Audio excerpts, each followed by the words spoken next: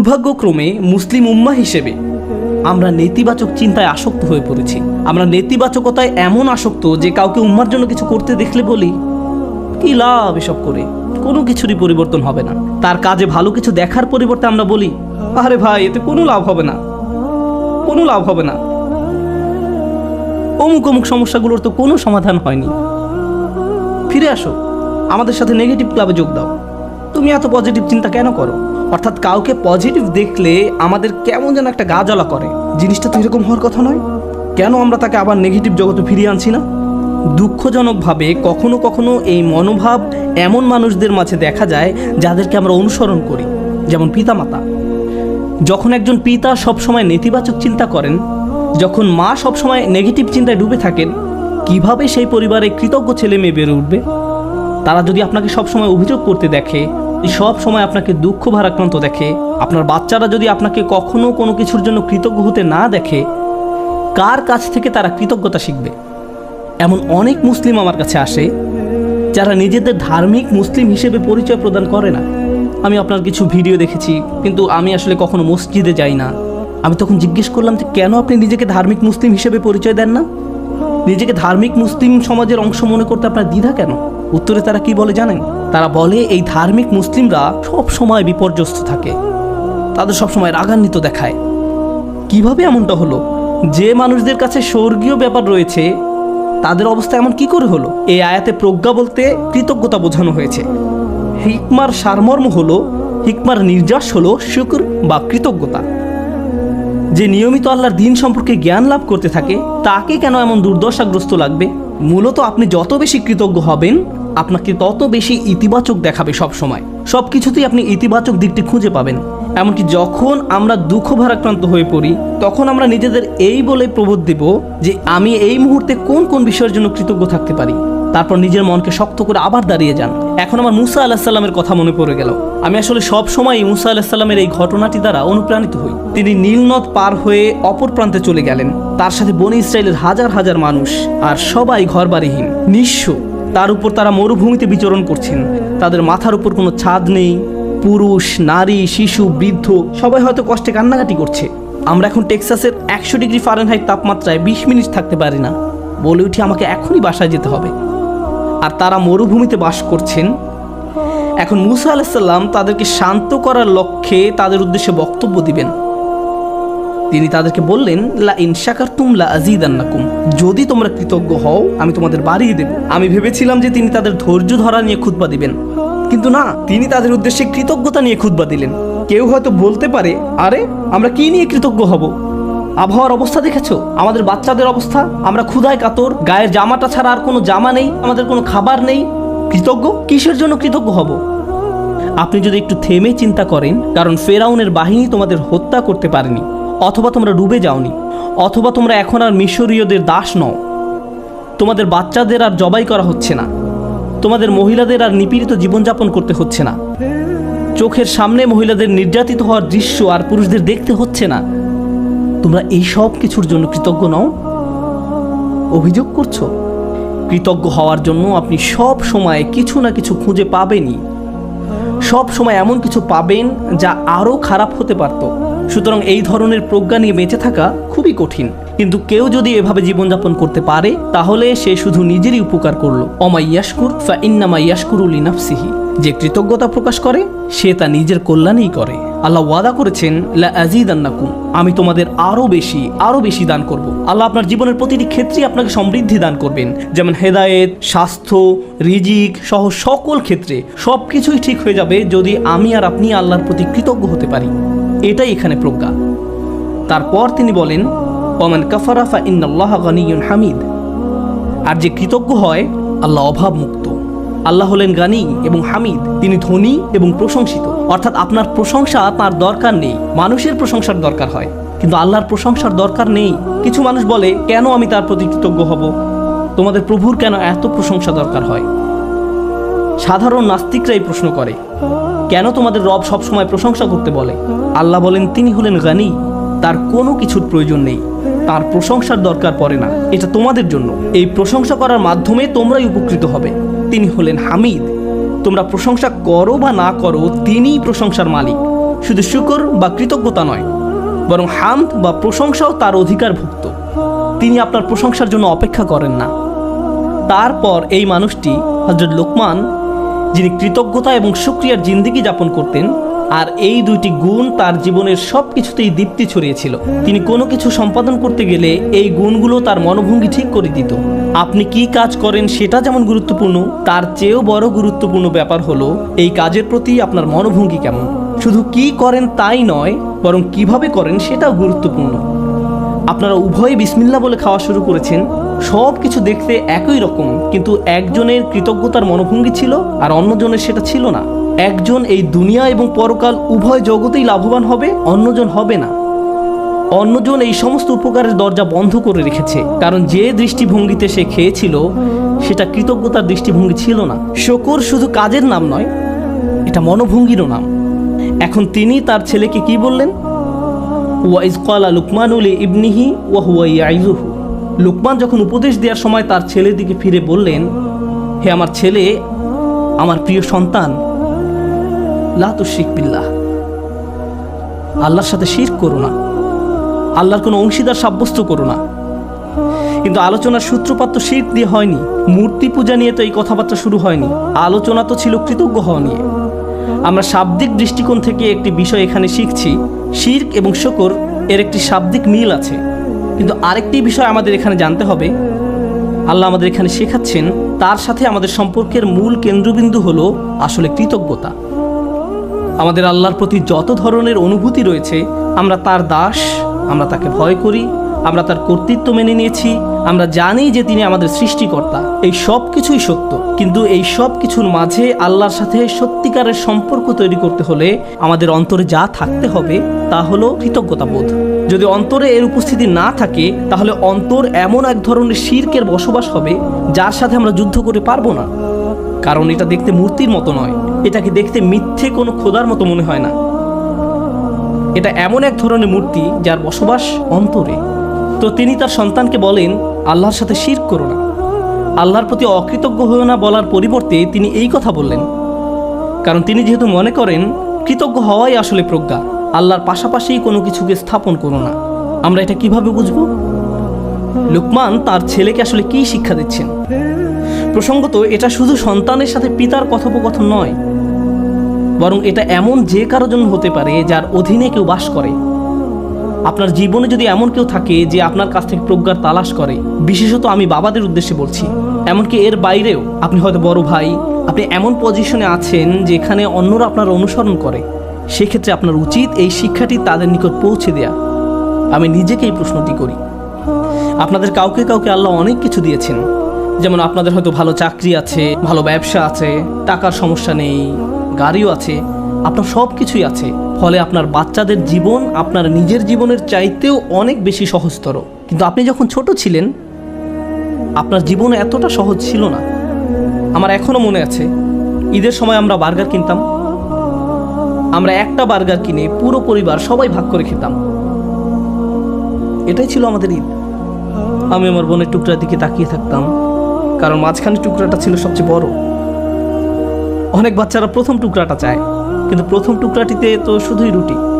এখানে আসল কথা হলো আমাদের বাচ্চারা এসব জানে না। তারা এভাবে বলে, আমি আমারটাতে চিজ চাই, আমারটাতে মেয়োনিজ চাই, কেউ বলে আমারটাতে চিজ না পেঁয়াজ চাই। আমার বাল্যকাল আর তাদের বাল্যকাল একরকম নয়। তারা কষ্ট দেখে না। যখন আপনার টিনেজ বাচ্চা বলে, আমি ঠিক শিওর না কোন কলেজটাতে ভর্তি হব, কোন গাড়িটা যে পছন্দ করি, আপনার হয়তো তখন মনে পড়ে, ভাই আমি পাবলিক বাসে ধাক্কাধাক্কি করে কলেজে যেতাম, সকালবেলা পত্রিকা বিতরণ করতাম, কাজে 3 মিনিট দেরিতে পৌঁছানোর জন্য চাকরি হারিয়েছিলাম, আমি কোনো মতে টিউশন ফি দিতাম, বাসায় নিয়মিত বাজারও থাকতো না। আর আমার বাচ্চারা এখন বলছে তারা শিওর না কোন গাড়িটা কিনবে। আপনার মন চাচ্ছে দেয়ালে নিজের মাথা ফাটাতে, কারণ আমাদের বাচ্চারা মনে করে তাদের তো এমনিতেই সব কিছু পাওয়ার কথা। তারা কৃতজ্ঞ হওয়ার মানে বোঝে না। এভাবে কারো পক্ষে কৃতজ্ঞ হওয়া সম্ভব নয়। আমাদের উচিত আমাদের বাচ্চাদের টাকার মূল্য শেখানো, তাদেরকে উন্নত জীবন দেওয়ার মানে এই নয় যে তাদেরকে ভালো মানের অ্যাপার্টমেন্ট দিবেন। আপনি হয়তো অতিরিক্ত দিয়ে তাদের ধ্বংস করে দিয়েছেন। আপনার বাসা যদি খেলনায় পরিপূর্ণ থাকে আর তারা শুধু আরও নতুন নতুন খেলনা চায়, 2 দিন আগে কিনে দিয়েছেন সেটা ময়লার বাক্সে,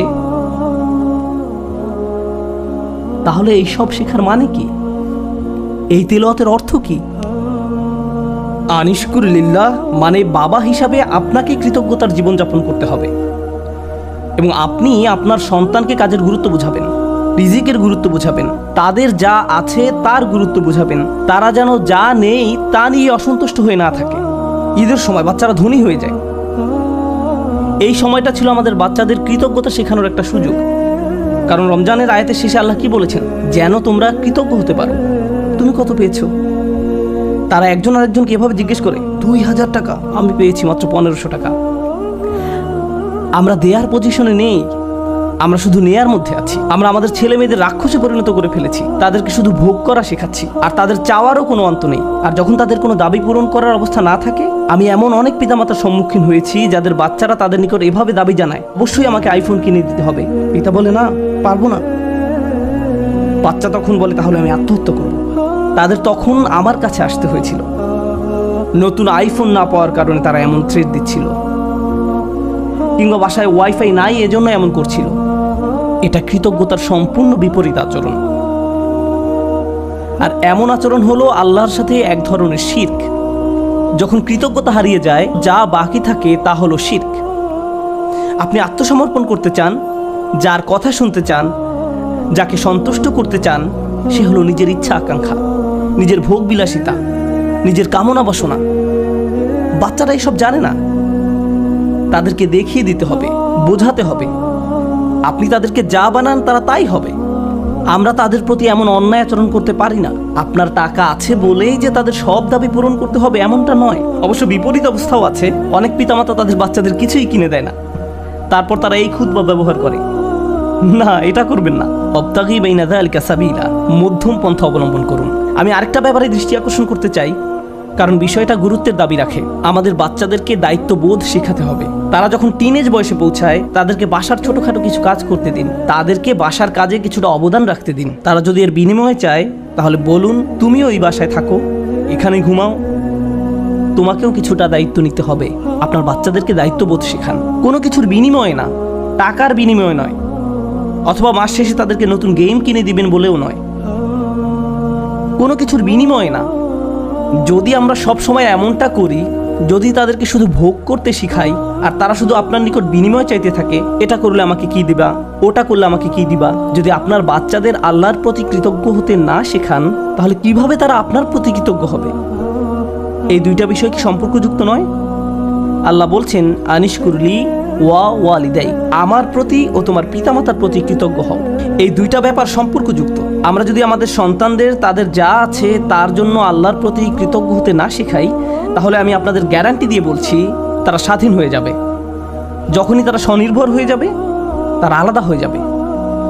আপনার কলের কোনো জবাব দেবে না, মেসেজের কোনো উত্তর নেই, তারা আপনাকে উপেক্ষা করে, অগ্রাহ্য করে, যখন তখন বাসা থেকে বের হয়ে যায়। আপনি তখন ভাবেন, কি হলো এই বাচ্চার? আমি তার জন্য সব কিছু করলাম, আমি সারা জীবন তোমাকে দিয়ে গেলাম, এখন তুমি আমাকে কিছুই দিচ্ছ না। হ্যাঁ, কারণ এখন আর আমার আপনাকে প্রয়োজন নেই। আপনার কি প্রয়োজন? আর আমি স্বাধীন, ওই লেনদেন তো শেষ হয়ে গেছে, ধন্যবাদ, বাই। এখন আমরা তাজ্জব হয়ে বসে আছি, কিন্তু সম্ভবত আমরাই তাদেরকে নষ্ট করে ফেলেছি। মানে অতি ভালোবাসা দেখিয়ে আমরা তাদের ধ্বংস করে ফেলেছি। ইন্নামা আমওয়ালুকুম ওয়া আওলাদুকুম ফিতনা, আল্লাহ একটি কারণে এই কথা বলেছেন। তোমাদের সম্পদ এবং সন্তান সন্ততি তোমাদের জন্য একটি বড় পরীক্ষা। বিশেষত ছেলে মেয়েদের পেছনে যদি নিয়ন্ত্রিত উপায়ে টাকা পয়সা খরচ করা না হয়, তাহলে তারা বিশাল এক পরীক্ষার বিষয়ে পরিণত হবে। মাঝে মাঝে বাচ্চাদের কোনো কিছু কিনে দেওয়া উত্তম, মাঝে মাঝে তারা যা চায় তা না দেওয়া উত্তম, মাঝে মাঝে তাদের থেকে দূরে সরিয়ে রাখা উত্তম। এটা গুরুত্বপূর্ণ। এটা শুধু পুঁথিগত বিদ্যা নয়, শুধু আলহামদুলিল্লাহ বলা শেখালেই হবে না, এই শিক্ষার উপরে জীবনযাপন করতে হবে। এই জন্যই আলোচনাটি শুরু হয়েছে এই বলে, ওয়ালাকাদ আতাইনা লুকমান আল হিকমা, আমি লোকমানকে প্রজ্ঞা শিক্ষা দিয়েছি, বাস্তব জ্ঞান, বাস্তব শিক্ষা। কিভাবে কৃতজ্ঞ থেকে জীবন কাটাতে হবে সেই শিক্ষা। আমাদের বাচ্চারা কতবার তাদের জামা কাপড় ভাঁজ করে, ধৌত করে, আমরা তাদের কিভাবে কৃতজ্ঞতার শিক্ষা দেব যখন তাদের সব কিছু আমরাই করে দেই? মনে হয় যেন ঘরের মধ্যে ছোট ছোট ফেরাউন দৌড়াদৌড়ি করছে আর বলছে আমি সবচেয়ে বড় রব। আনা রাব্বুকুমুল আ'লা। আজ আমি বার্গার খাবো না, পিৎজা খাবো, আমাকে এটা দাও ওইটা দাও। আমরা তাদের এমন বানিয়ে ফেলেছি। এটা তাদের দোষ নয়।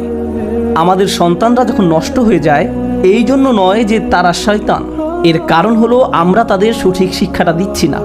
প্রজ্ঞা থাকার মানে হলো আপনি আপনার সন্তানদেরকে সঠিক নিয়মে বড় করেন, আপনি তাদের আকাঙ্ক্ষাগুলো নিয়ন্ত্রণের চেষ্টা করেন।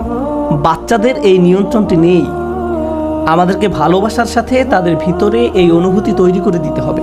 আয়াতটি শুরু হয়েছে ইয়া বুনাইয়া দিয়ে, আমার প্রিয় ছেলে, অর্থাৎ বাবা অত্যন্ত আদর মাখা কণ্ঠে তার বাচ্চার সাথে কথা বলছেন। আপনি এর উল্টাভাবে শুরু করতে পারেন না। এই বাসার সবাই শোনো, আমি মাত্র জুমা থেকে আসলাম, বাসার সব কিছু এখন অন্য নিয়মে চলবে। এভাবে না। ভালোবাসার সাথে সুন্দরভাবে করুন, তাদের সাথে কথা বলুন, তাদেরকে বুঝান যে তাদের আচরণ পরিবর্তন করতে হবে। আমাদের মাঝে না দেখলে তারা এটা শিখবে না। যদি আমি খাবার ফেলে দিই, ক্ষুধা লাগলে রেস্টুরেন্টে গিয়ে অপ্রয়োজনীয় অর্ডার করি, এরপর অল্প একটু খেয়ে বলি আমি আর পারবো না, আর সন্তানকে বলি খাবার শেষ করো, খাবার শেষ করো, তারা শিখবে না, তারা শিখবে না, তারা ফেলে দিবে। আপনার জীবনটা যদি অকৃতজ্ঞতায় পূর্ণ থাকে, তাহলে এটা অনেক বড় একটা সমস্যা। এই জন্যই অবিশ্বাস এবং অকৃতজ্ঞতা প্রকাশে একই শব্দ ব্যবহার করা হয়েছে। একই শব্দ ব্যবহার করা হয়েছে। কুফর বিল্লাহ মানে হলো আল্লাহকে অবিশ্বাস করা, আর কুফরান বিন নিয়ামাহ মানে নিয়ামতকে অস্বীকার করা, অকৃতজ্ঞ হওয়া। একই শব্দ। আল্লাহর নিকট কাফের আসলে দুইটা জিনিস। ভাবতে পারেন, এমন ব্যক্তি যে আল্লাহকে অস্বীকার করে এবং যে আল্লাহর প্রতি অকৃতজ্ঞ। এই জন্য যে ব্যক্তি আল্লাহর প্রতি কৃতজ্ঞ থাকে, তার পক্ষে শিরক করা অসম্ভব। কারণ আপনি যদি আল্লাহর প্রতি সুধারণা পোষণ করেন, আপনি শিরক করতে পারবেন না। আমাদেরকে তার প্রতি অকৃতজ্ঞ হওয়ার শিরক থেকে রক্ষা করুন। আল্লাহ আযজা ওয়া জাল্লা আমাদেরকে কৃতজ্ঞ থেকে জীবন পার করার সামর্থ্য দান করুন, এবং আমাদেরকে সেসব মানুষদের অন্তর্ভুক্ত করুন যারা তাদের সন্তানদেরকে কৃতজ্ঞ হওয়ার শিক্ষা দান করে। বারাকাল্লাহু লি ওয়া লাকুম। আসসালামু আলাইকুম ওয়া রাহমাতুল্লাহ।